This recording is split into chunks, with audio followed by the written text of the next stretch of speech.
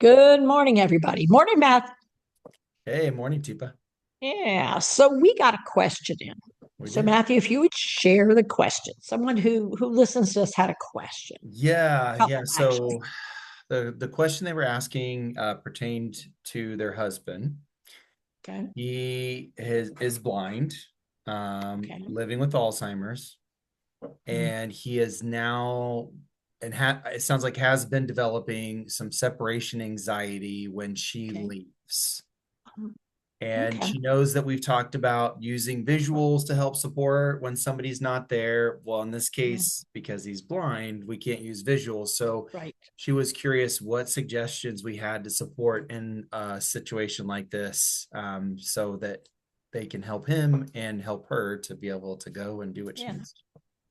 So I would say that feeling anxiety about separating from someone who is your backup brain, as one of our friends calls it, or in this case, possibly the lead brain of the organization at this point. It's the dementia has progressed to where this person who has two impairments, they have certainly the cognitive changing that's making it difficult, and retention of information, ability to find words and connect and communicate easily is getting harder and harder, and do things harder and harder. And then, in addition to that, they have blindness. So they can't use a visual system to compensate. And the blindness, depending on how long it's lasted, if it's relatively new, like an aging onset of blindness, boy, it's really, really difficult because they don't have lifelong patterns to build on, and patterns of how you survive, how you thrive in an environment that you can't see. Yeah. But if they, let's just say in this case, we don't know if it's true or not. We have someone who's been blind for a long time. So it's not a new phenomenon. That part is familiar. The challenge they're facing now is they have this cognitive override thing that's going on, that's making it even harder. And systems I used to be able to use, I can't use anymore. Yeah. So when the brain that I'm used to depending on to get things done, to help me understand what was happening, to connect with other people for me, to maybe make things happen as I've struggled to make things happen, if that brain isn't available to me, I mean, that's a scary proposition. It's like, yeah, it goes from, somebody who was helpful before to somebody who's essential now. Yeah. So it's perfectly common and pretty typical for people to feel anxious about their partner leaving if you've been the primary and there hasn't been a secondary. There isn't a solid secondary that you can refer to, count on, and know is available when you're not there. And your person knows is available. Their comfort is really high with that second person. So sounds like to me in this situation, what's happened is the person living with dementia is only used to wife, Yeah. not used to others. And so that's going to make it super hard for wife to be gone and to have others, because I don't like them or trust them, or I can't even see them. I don't know what they're up to. I don't know who they are. I don't know how they got here. And again, depending on the time of day and the intensity of the symptoms, it can make it really awkward or hard or miserable for everybody. And so, Teepa, I know often we talk about this idea of cortisol dumping Mm-hmm. on the brain, causing stress, and it makes it harder for us to be skillful, causes our Yeah. gem states to shift. So, imagining somebody who already living with a diagnosis of brain change, sensory challenges because of visual field, and Mm-hmm. then the more I'm getting stressed, if that was me, and the more cortisol dumping, how much harder it would be for me to use my skills Yeah. to really do something within this moment. Yeah.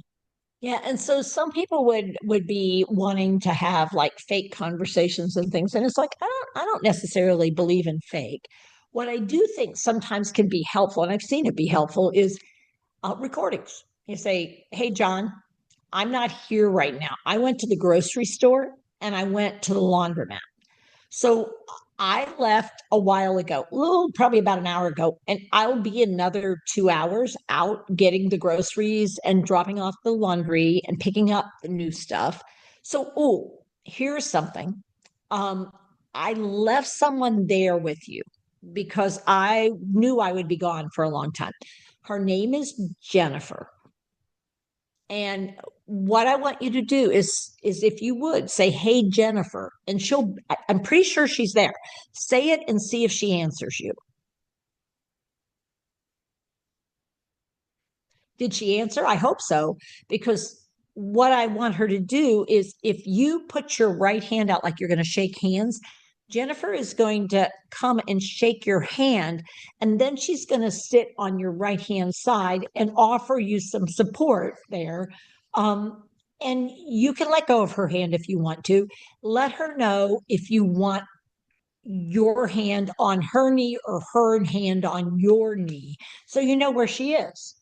And what I set out for you and Jennifer to do are three things. So, what do you notice I'm doing, Matthew? What's it Okay, sound like? you're using your pipes and your five E's. Yeah, so prep work was already done. The recording was done. We have somebody, a person who we've already initiated participation with, who's there to help support in this moment. And that we have some props that are set up, it Mhm. sounds like potentially for us to be able to do together. And we did some talking about the programming and possibilities of how long she will be gone, and then what he and Jennifer or whoever it is can do together. So we've really got a setup to support. So I'm not just sitting there waiting, because I Right. mean, how often can I can imagine someone saying, it's okay, she's going to be here soon, just stay Well, here, what and then time is it?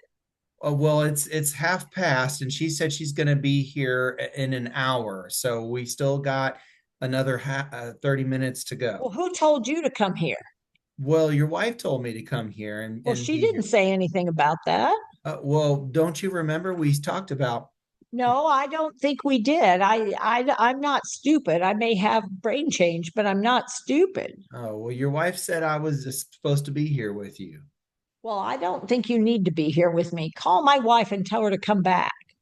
Okay, so I mean, that without planning, without thoughtful, really careful Yeah. planning, can all too often be a pattern. So, this idea of having a few recordings, this, John, sounds like you're really worried about where I am.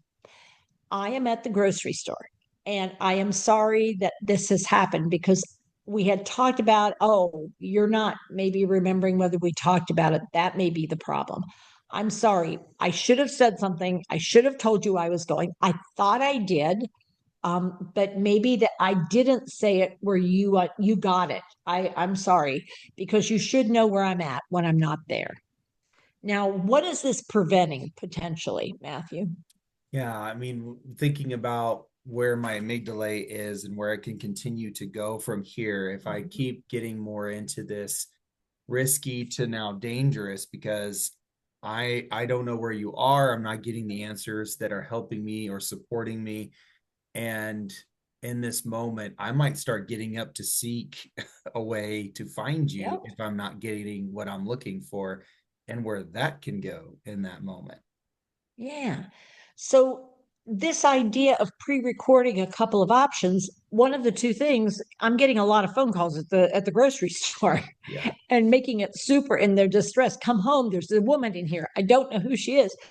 And so it can escalate that kind of thing, or it could cause somebody to want to go out seeking me, or it could cause a lot of separation anxiety. Mm-hmm. So the idea of doing some recordings and seeing how that affects the person, does it help them? Can you find the right rhythm?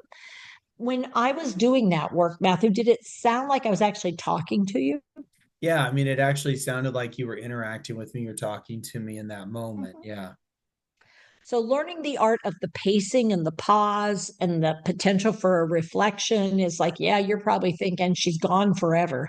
Not really. It feels like forever. I hear you, but I'm going to be back as soon as I can. I'm getting stuff at the, oh, you know what I was wanting to get at the grocery store because we had talked about it, mint chocolate chip ice cream. Oh, yeah. But, I have to find the Breyers version because that's the only kind you actually like. So, what I'm trying to do is increase the comfort level for you, and give you information that could be helpful to you. So, what do you think? Yeah. No, knowing that's something we can set up and try. Again, going back to our pipes gives us the opportunity to evaluate something and see truly, Yep. hey, is this working? Great. Is it working or Let's is it not working? sustain this. Yeah. If it's not, we can switch. Because I could even see the potential of thinking about people. if there are other people that I could start to bring in and to become a part of the team, knowing Yeah. from the very beginning what you brought up, this idea of if my wife is my person and my only Yep. person, how can we start to potentially introduce somebody and bring somebody Yeah. into where now there's another person versus it's only Who gets me? familiar, who becomes familiar to me. Yeah. I mean, one of our biggest challenges is wait a long time to do this because we're okay. Everybody's okay. It's working out okay. And it is, except we're not thinking forward long enough. And as things are changing and the person no longer is comfortable going out with me, then I got to find a new plan. So, it's a process.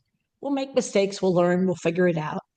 But hopefully that's sort of helpful to the person. If it isn't, something else to think about is start off a playlist. Hey, John, I'm not there right now, but I did leave some music for you. Listen to this first one and tell me what you think. And you just create your playlist and it plays. Again, for some people, that might be helpful. For others, it won't. You know, there's no magic here. It's really a lot of thinking through what could help, why would it help, what might not help. Okay, why not? What can we do to modify it so it might be helpful? Um, and it's a process because it is a long journey, and you're constantly sort of reevaluating as you go. All right. Well, hopefully that's helpful. It responded to a question that we got in. And thank you for asking questions because when you ask us for things, we try to think through and see what we can find that might make sense. Till next time, take care of yourself and take care with your care. Thanks, Thank you. Matthew. Bye, everybody.